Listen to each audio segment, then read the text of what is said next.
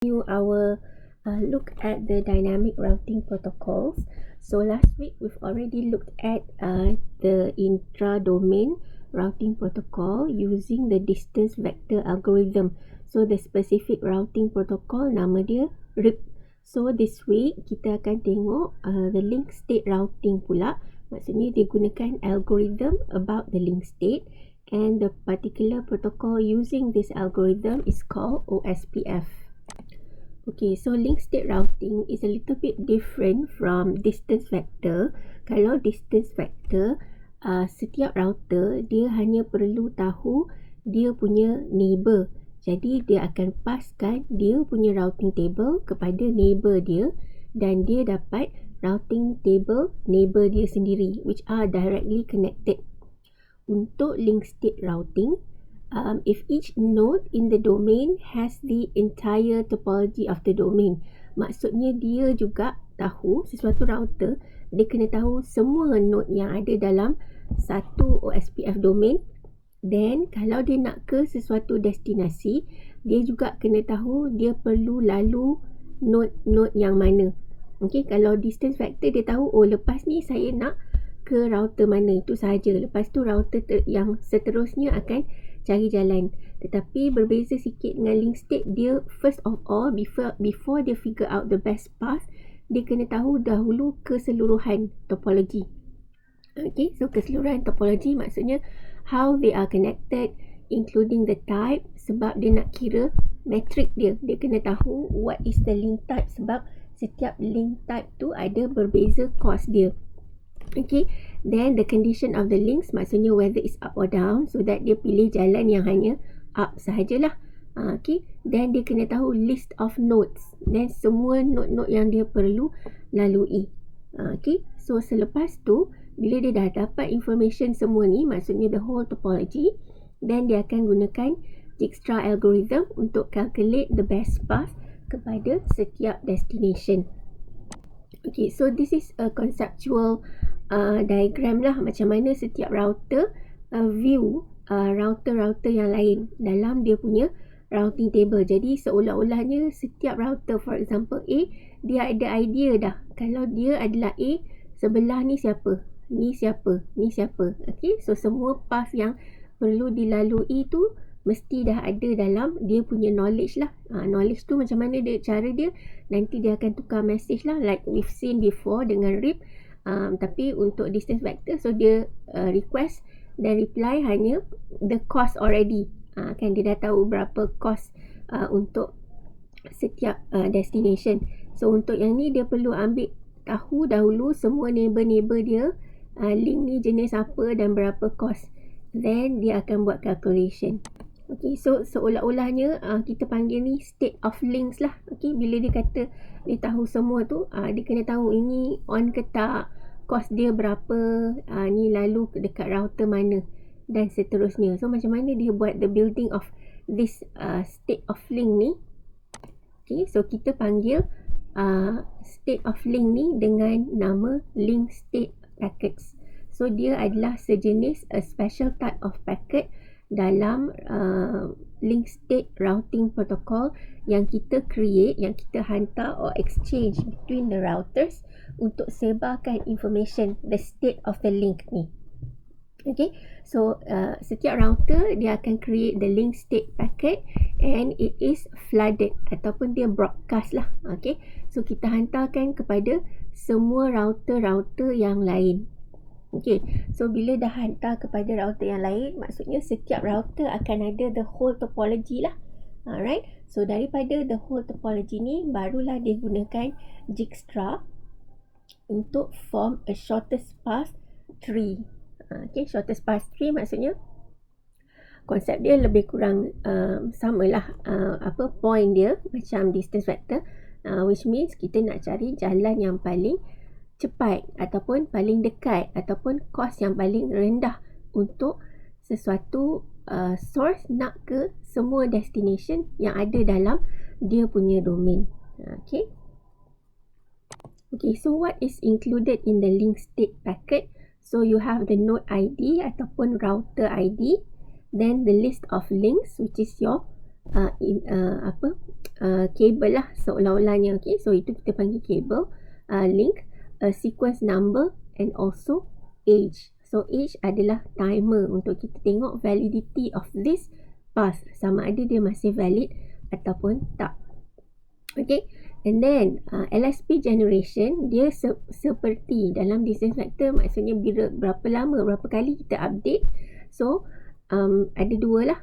Okay, so maksudnya satu periodically, untuk distance vector dia 30 seconds. Okay, tetapi untuk link state it's actually a little bit longer. So it's every 60 minutes ataupun 1 hour or 2 hours. Okay, so administrator boleh tukar lah timer ni.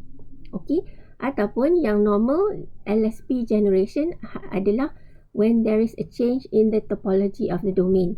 So macam ni kita nampak ada sedikit perbezaan dengan distance vector dari segi kekerapan dia hantar link state, dari segi kekerapan dia exchange packet between the routers. Jadi link state ni dia macam nak kurangkan sedikit lah penghantaran packet, the exchange of packets between the routers. Jadi dia boleh kurangkan usage of bandwidth ataupun resources.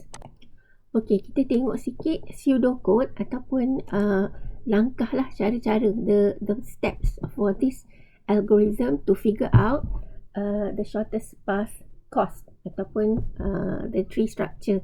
Okay, so nama dia Dijkstra algorithm. So S kita signify sebagai self, maksudnya router ini.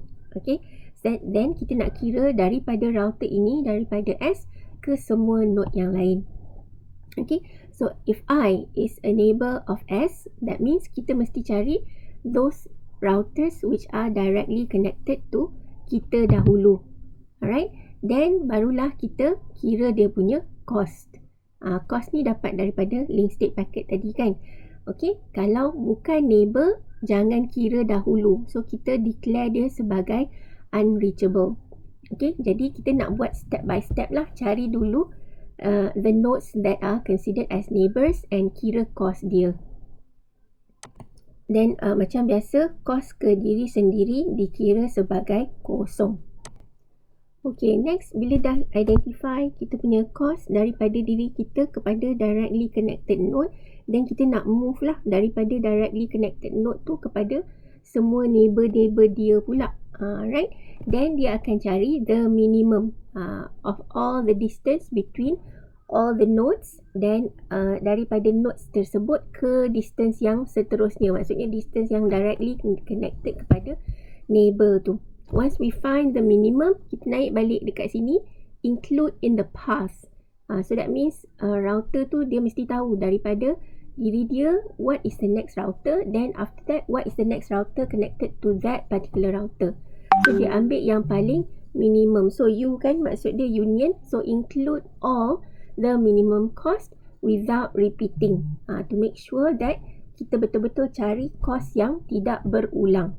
Okay, so repeat lah benda ni sehinggalah M ataupun the remaining nodes equals to 0. Maksudnya kita dah figure out daripada self kepada semua node-node yang ada di dalam this link state domain. So kita ambil contoh this topology. Okay, so kita ada nodes A, B, C until G. Okay, so let's assume that we want to start from A. Okay, so A ni jadi self lah. Okay, so following the pseudo algorithm Dijkstra tadi, kita cari dulu our directly connected neighbor, which is node B dan D. Lepas tu kita figure out which is the cost of daripada self ke B dan D. So cost untuk nak ke B adalah 2, then cost nak ke D adalah 3. So from these two kita cari yang paling minimum. So minimum di sini antara 2 dan 3 adalah 2. So barulah kita tahu, okay, lepas ni kita nak ke next node apa. Okay, so after that, this is the next node. Now kita cari the next node selepas B. Okay, so B pun kena cari the directly connected neighbor, which is C dengan E. Okay, so what is the cost? B nak ke C adalah 7, B nak ke E adalah 6 dan kita masih ada path yang ini. Kita belum figure out path nak ke D ni sama ada dia paling pendek atau tak.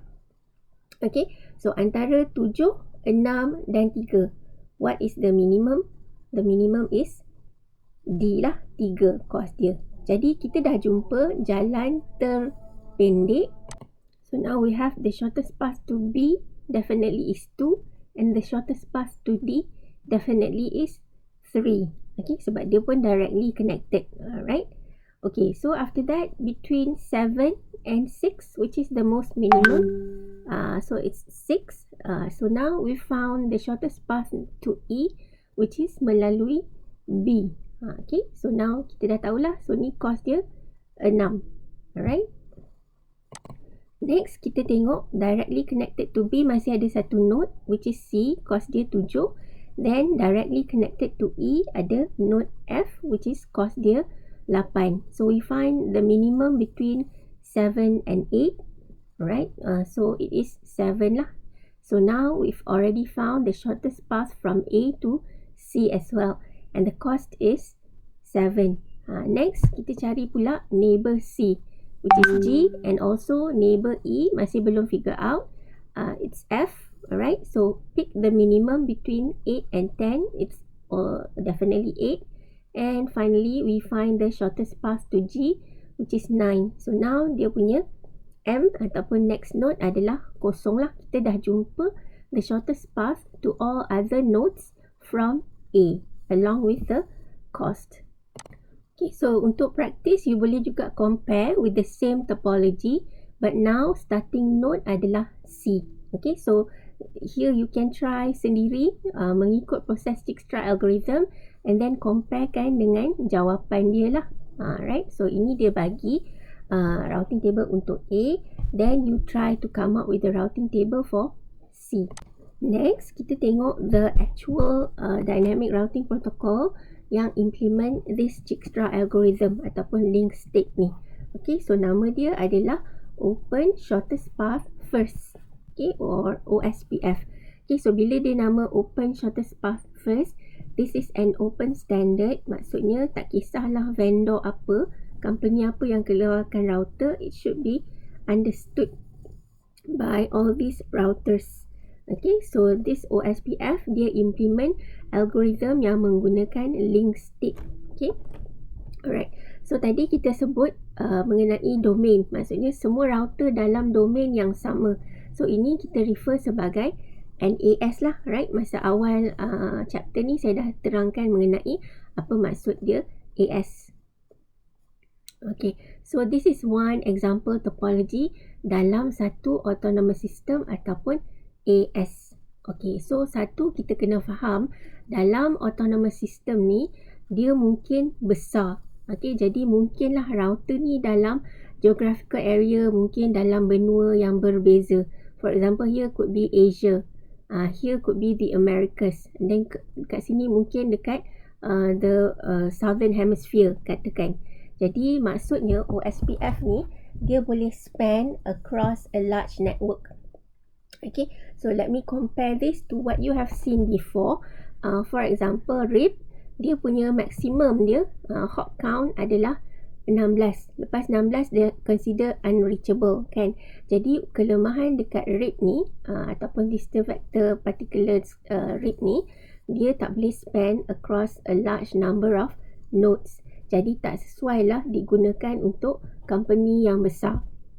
Okay, yang mana kita kena ada router seluruh dunia, for example.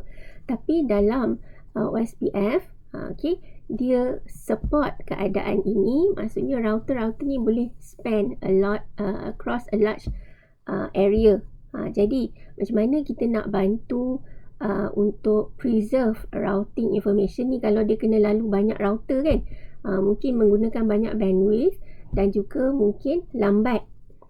Itu maksudnya OSPF ni dia solve dengan cara pecah-pecahkan the autonomous system kepada different area. Okay, so kamu nampak sini ada satu area 0 which is backbone, then area 1, then area 2. So bila dia pecahkan kepada a smaller area, okay, dia kurangkan keperluan untuk sesuatu link state packet nak span kepada distance yang besar. Okay, jadi kat sini bila kita ada different area, kita bagi wakil lah, wakil untuk exchange information between the different areas. So kita panggil wakil ni sebagai the area border router. Okay, so macam nama dia lah, dia mesti duduk dekat border. Maksudnya satu interface dia connected to area 0, another interface connected to area 1. Macam ni jugalah. So mesti ada kaki connected to different areas. So dia boleh link between the two areas. So they will exchange information yang relevant sahaja between the areas. Okay, so ada satu lagi role yang bernama AS boundary router. Yang ni area boundary router, yang ni AS boundary router. Maksudnya ini untuk hubungkan this one AS to other AS. Okay, so contohlah dalam negara kita besar, kita ada service provider, for example TM. Okay, bila dia nak hubung dengan router Thailand, for example, we want to send a packet to Thailand. So kita kena ada an AS boundary router lah between company TN and then a company of service provider from Thailand. Okay, so dia boleh berfungsi dengan area yang besar, tapi kita bagikan tugas tu kepada a certain router lah. Tak semua router dalam a particular AS perlu buat tugas yang sama. Okay, that's why kita boleh span across a large area. Okay, so tadi yang saya dah explain, kita back to kat sini a little bit detail dia punya explanation. So the area in the OSPF, the router is a collection of networks having the same area ID. Kalau di dalam satu area yang sama, dia mesti ada area ID yang sama. So semua router dalam area 0, so area ID dia area 0. Okay, so once we've divided into an area, the routers inside an area flood the area with routing information. Okay, so maksudnya kalau router ini dia flood information to these routers sahajalah, dia tak flood kepada area sebelah. Okay, so remember macam saya cakap, kalau dia flood kat semua, kalau ni dalam across a large network, satu, bila dia flood, dia bagi kat semua router, dia akan congest the network. Yang kedua, if they are located at distant or remote areas, it will take a long time. Right, so kita pecahkan kepada smaller area so that hanya segelintir sahaja yang involved within that area. So macam mana orang lain nak tahu? Ada wakil dia. Right, so area border routers summarize the information about the area and send it to other areas. So nampak, katalah kita just imagine dalam link state routing, router ni dia kena ada information mengenai semua dalam topology ni. So katalah kita construct dia hanya untuk area yang sama. For example, topology ni, router ini hanya perlu tahu information mengenai semua 1, 2, 3, 4, 5 lah termasuk dia. Okay, tapi kalau kita nak flood benda ni kepada semua, terlalu banyak kan. Okay, jadi bila kita nak paskan kepada orang lain, dia kumpul information mengenai semua yang ada dalam area 1, dia summarize kan. Okay, summarize maksudnya, okay, kalau you guys ada information nak hantar kepada router ni, hantar kat saya ni. So area border router ni wakil lah, dia kata bagi kat saya boleh paskan. You do not need to know more detail, I will forward for you. Okay, alright. Then we have a backbone area and backbone routers dalam OSPF. Wajib, kalaulah company kecil kan, tak besar, tapi dia nak implement OSPF, mesti ada area juga, dan area tu dipanggil backbone area. Okay, wajib ada satu, which is backbone area, ataupun kita panggil area 0. So all the routers inside the backbone area are called backbone routers. Okay, kalau dia besar dan dia pecahkan kepada area lain, maksudnya mesti wajib juga ada satu area 0, dan bagilah area lain. For example, area 1, area 2 tadi, and all of the area inside an AS must be connected to the backbone. Okay, so that means mesti ada wakil satu dalam area satu yang connected to a backbone area. Mesti ada. Sebab kita nak disseminate information.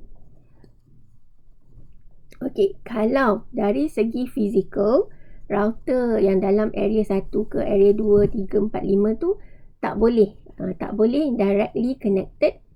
Jadi, dia kena ada something called a virtual link. Okay, maksudnya dia kena lalu router lain dululah. So, dari segi fizikal, dia bukan physical link, not directly connected to a router in area 0, but kita ada virtual link. Right, so ini administrator kena configure lah, kena figure out siapa yang ada connection ini. Okay, sebab janji syarat dia dalam OSPF, there must be wakil daripada area-area lain yang connected to area 0. Okay, so remember dalam link state routing, it's important for you to understand the type of link. Okay, so type of link ni ada 4 lah. So kita ada point to point, transient, stub and virtual. Okay, so kita tengok satu-satu. First is a point to point link. Okay, point to point. Kalau dari segi physical topology, dia macam ni lah, sama ada a serial cable ataupun cross cable. Okay, tapi dari segi representation, maksudnya yang ni kita view dia sebagai inilah, maksudnya direct connection. Okay, alright, sebab nanti ada beza kalau link yang lain. Okay, contohlah. Ni adalah transient network. Transient network maksudnya router A is connected by an interconnecting device such as a switch to all other routers. Okay, so kalau dari segi conceptual topology, kita boleh view dia sebagai A ni, dia boleh connect kepada semua other routers seolah-olah dia ada direct connection. Okay, tapi kalau kita kata okay, kita nak implement OSPF dan dia dalam satu area yang sama, kalau dia nak flood kepada semua orang, ini juga akan bawa congestion. Okay, jadi dalam OSPF dia bukan implement logical topology seperti ini, dia akan buat seperti ini. Maksudnya dia akan hantar kepada satu router yang menjadi wakil, dan wakil ini akan paskan kepada orang lain. Okay, so siapa router yang di-elect sebagai wakil, kita panggil dia sebagai designated router. Okay, jadi dalam OSPF dia akan identify ini link jenis apa, macam mana dia connected to each other. Then kalau ada link macam ni, for example Ethernet, then you have to elect a designated router. Next, kita ada something called a stub network. Stub network maksudnya satu network yang hanya ada satu router sebagai jalan keluar. Okay, so it's important to identify juga, sebab kalau dalam macam ni, router ini dia tak perlu paskan kepada router-router lain, sebab memang hanya nak ke network ini satu jalan sahaja. Okay, so in terms of logical view, ini juga kita represent macam ni. So this is the designated router untuk nak ke network A. Okay, here is another example where we have the physical and the logical lah. Okay, so this is one autonomous system and how it is connected to each other. Right, so for example here is connected to a transient network. Another transient network. This is point to point. Okay, this is stub. Okay, so this is how it is being represented graphically dari segi node dan juga link. Okay, bersama dengan cost dia lah. Okay, so different line, different cost dia. For example, T3 line yang lebih laju, cost dia lebih rendah lah. T1 lebih slow, cost dia lebih tinggi. Okay, next kita tengok jenis-jenis packets dalam OSPF. So if you remember, dalam read is very simple kan. Kita ada request dan reply. Untuk OSPF ada lebih sedikit. So we have the hello packet. Hello packet selalunya you are familiar with untuk kita bagi tahu that the router is still alive lah. So selalunya this is periodic.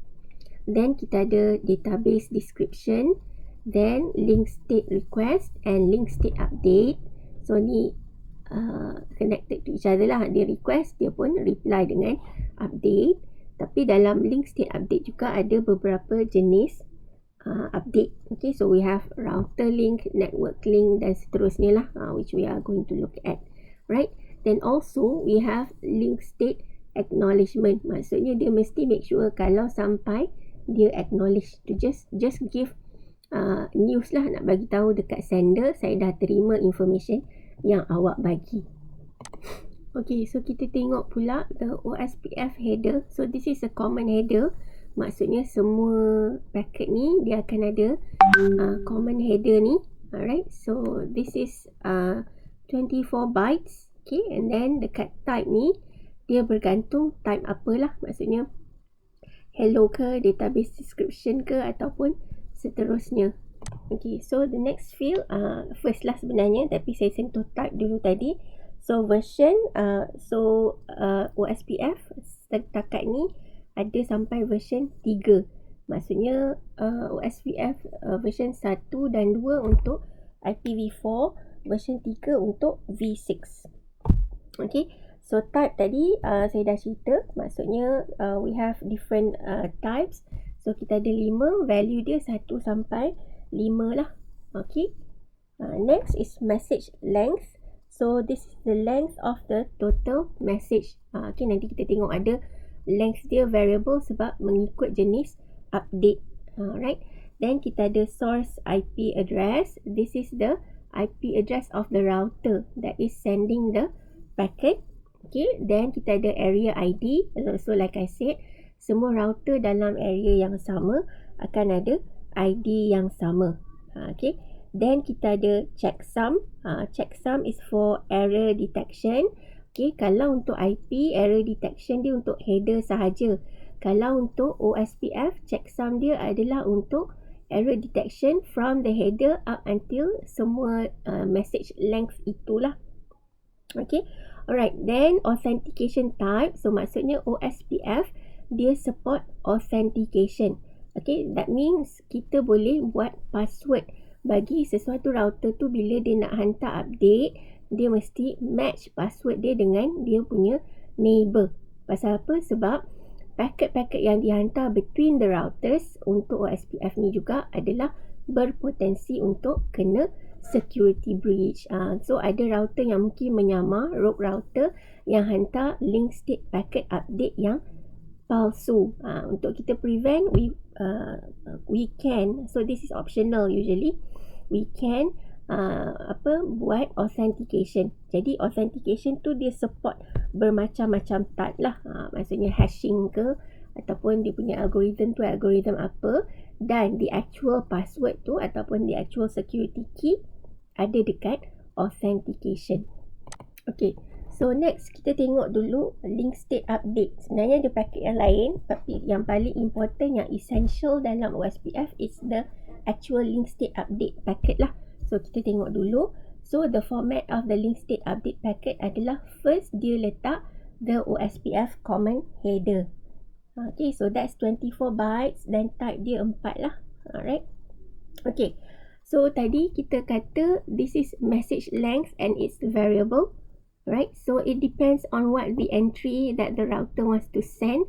Jadi dia bagi tahulah ada berapa link state advertisement yang saya nak hantar, and then the actual link state advertisement akan ada field ini.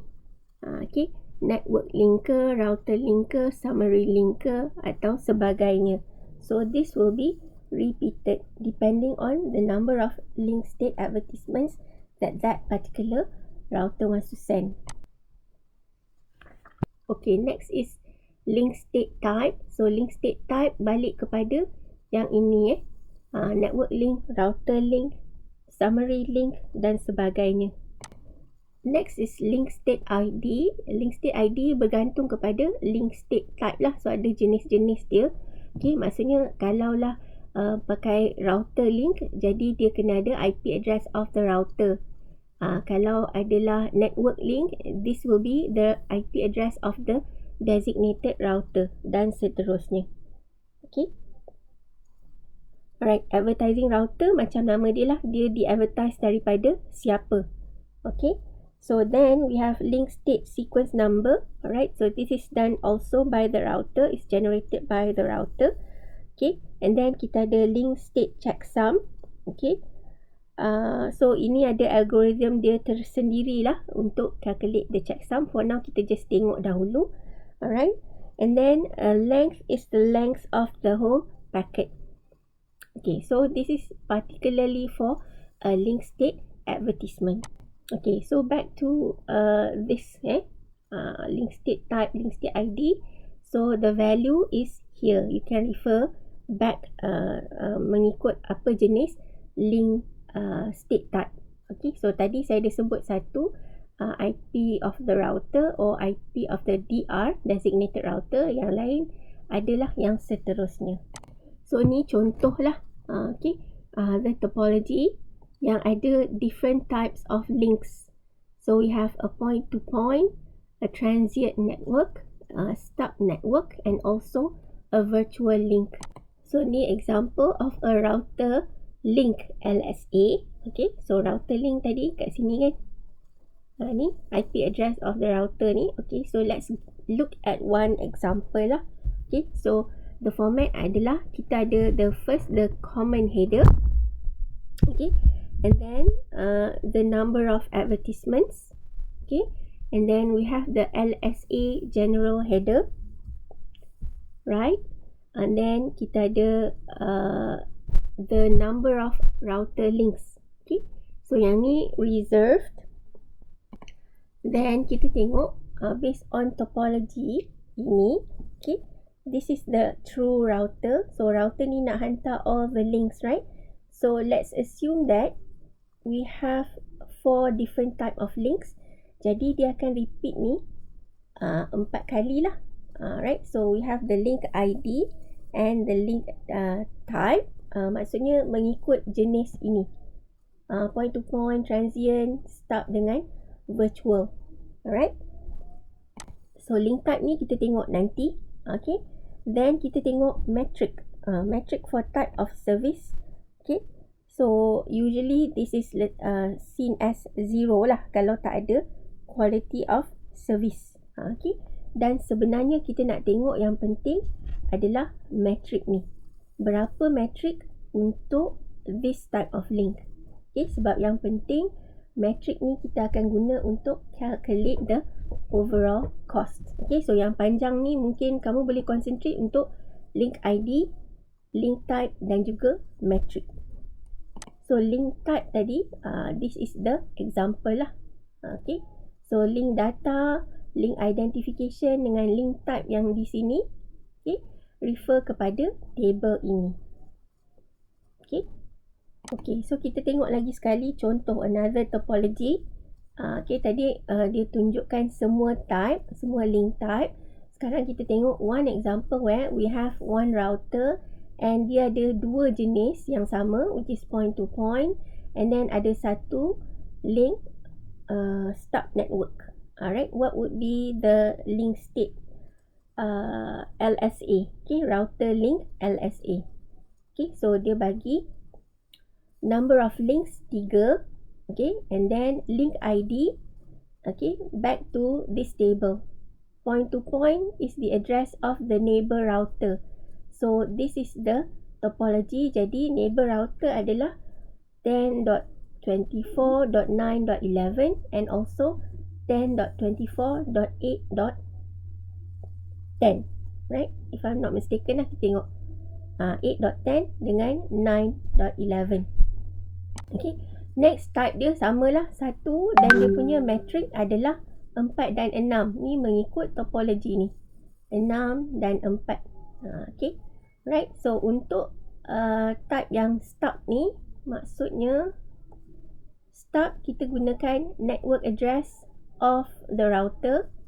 Okay, so which is 10.24.7 and the network mask. So dia berbeza entry dia untuk point to point dan juga untuk stub. Okay, dan seterusnya lah. That's why I said saya highlight dia punya table tu. You do not need to hafal, but just enough for you to understand inilah important information yang dihantar oleh setiap router mengenai information yang ada connected kepada diri dia. Okay, jadi bila kita ada advertisement macam ni, nampak tadi kita tahu who are the neighbours. Kita tahu satu neighbour adalah the next router, lagi satu neighbour adalah the next network. Right, jadi beza bila kita nak buat decision, sebab kalau the next router maksudnya it could be ada neighbour yang lain, then we need to make a consideration decision between the two neighbours. Yang mana kita tengok dia punya metric ataupun cost. So nak pilih yang mana minimum. Okay, back to the Dijkstra algorithm. So these are the important points yang dihantar oleh router kepada neighbour-neighbour yang lain dalam area yang sama. Kalau jenis dia yang dihantar adalah network link, okay, maksudnya sebab it's being connected to a designated router, then the format will be a little bit different. Okay, dia hantar yang penting adalah the network mask, okay, because they will be dalam sekumpulan ni, and then the attached router. Maksudnya nak hantar kepada router yang mana. Okay, so dia akan cari the designated router, dan designated router ni akan paskan kepada semua orang mengenai router-router yang lain. Okay, so for example, we have here 3 routers. Okay, so what will be the LSA for network link? It will be like this lah. Okay, so all of these routers 714, 715, 716 akan jadi dalam entry ni. So it's a little bit more simple lah, ataupun less complex than a router link. Okay, kita tengok satu application between the router link and also network link, right?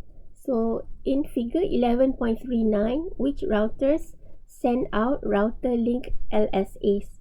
So topology tu inilah. Okay, so kita ada 3 router, router 1, router 2, router 3. So which router sends LSA for router link? Okay, so actually the answer is all the routers. So they advertise all the links that they have. So R1 for example ada link nak ke N1 dan N2. Okay, R2 ada link nak ke N1. Okay, sini.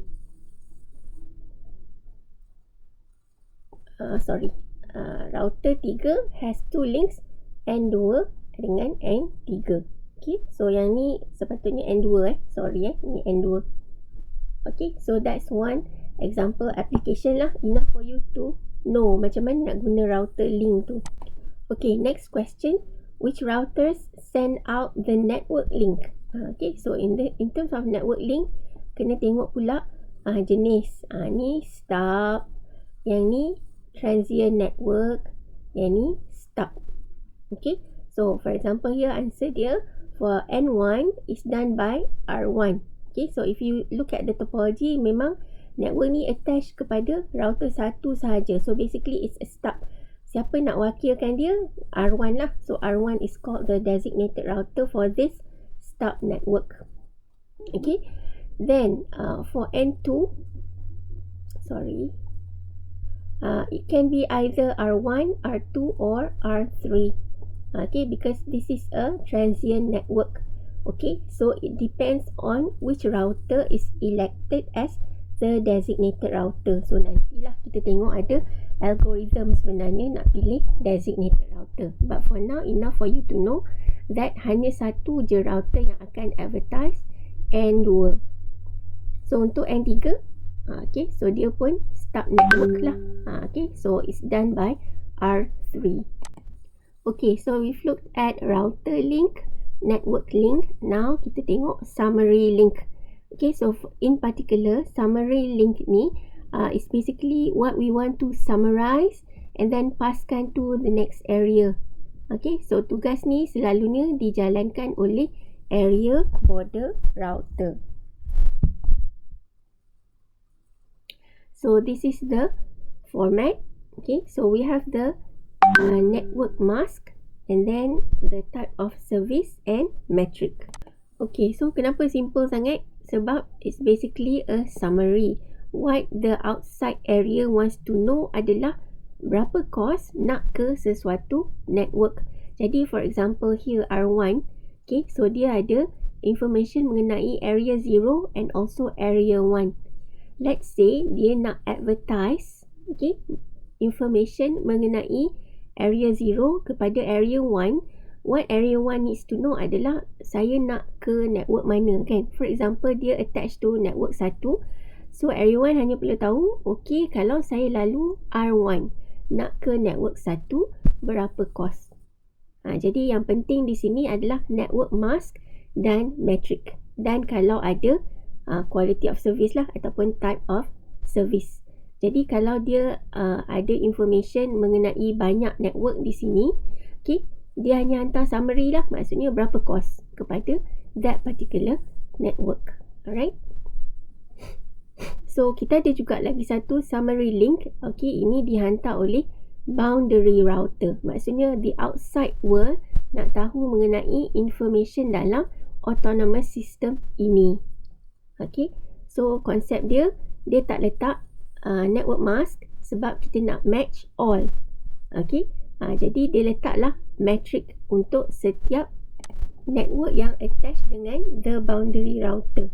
Okay, this is based on the assumption that kalau network luar nak connect ke autonomous system ini, dia mesti tahu jalan nak ke the AS boundary router.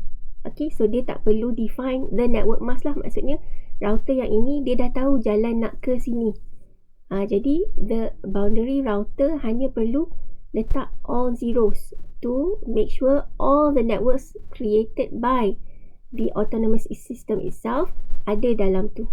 Right? Then dia senaraikan semua metric. Jadi router sini tahulah kalau nak ke sini berapa kos dia. Okay? Okay, kalau on the opposite direction daripada network luar, then the boundary router nak senaraikan network kat luar, kita gunakan LSA, external link. Okay, so inilah format dia, right? So saya tak explain detail lah for external link. Then also we have the hello packet. Okay, so dalam diagram kita letak yang pertama. Tapi hello packet ni just to test reachability of the neighbours. So selalunya dia akan hantar hello masa dia nak berkenalan between the routers in the same area or in the same AS. Okay. So apa yang penting di sini adalah hello packet di sini dia agak detail. Okay, sebab for example satu field yang ada kat sini is the designated router and backup designated router. Jadi kalau kali pertama dia join that particular OSPF domain, semua router akan exchange hello packet, dan kalau dia identify bahawa it is a transient network, right, then dia akan elect DR dan juga BDR. Okay, DR, BDR, DR, BDR ni masa dia berkenalan. Okay, so itu relevance yang hello packet ni. Okay. Okay, so stage kedua masa dia berkenalan, dia akan hantar DBD, database description. Okay, so when a router is connected to the system for the first time or after a failure, so bila dia turn on balik, dia kena berkenalan semula. Okay, so dia pun berkenalan dengan cara exchanging the complete link state database.